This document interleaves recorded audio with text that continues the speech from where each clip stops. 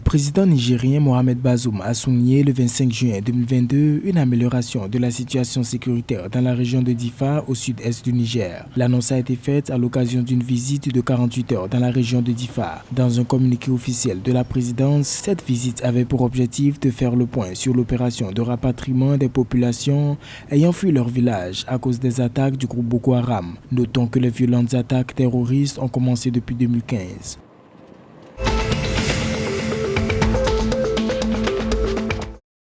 Le Burkina Faso et l'Union européenne ont discuté du renforcement de leurs relations de coopération le 24 juin 2022 lors de la 15e session de leur dialogue politique. La situation nationale du Burkina Faso a été mise en exergue sans oublier les programmes gouvernementaux initiés en vue d'un proche développement durable. Selon le chef de la délégation de l'Union européenne au Burkina Faso, Wolfram Vetter, la présence à ce dialogue est la preuve d'une volonté d'accompagner le gouvernement de transition.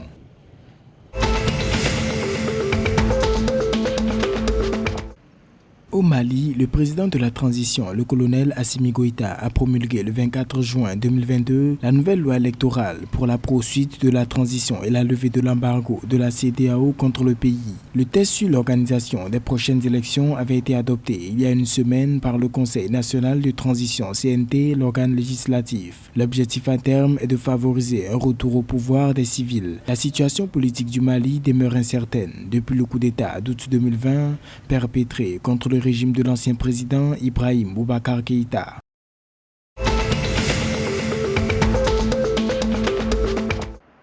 Le Nigeria fait face à sa troisième pénurie de carburant en 6 mois. Selon l'Organisation des pays exportateurs de pétrole OPEP, le pays a produit en mai 2022 en moyenne 1,42 million de barils par jour, mais la crise du carburant persiste. La Petroleum and Natural Gas Senior Staff Association of Nigerian, PENGASAN, l'entreprise locale chargée des réserves pétrolières, accuse l'envolée des prix du carburant à l'international. Pour y remédier, plusieurs associations pétrolières préconisent la réorganisation complète du secteur pétrolier aval et la mise en œuvre intégrale de la loi sur l'industrie pétrolière 2021.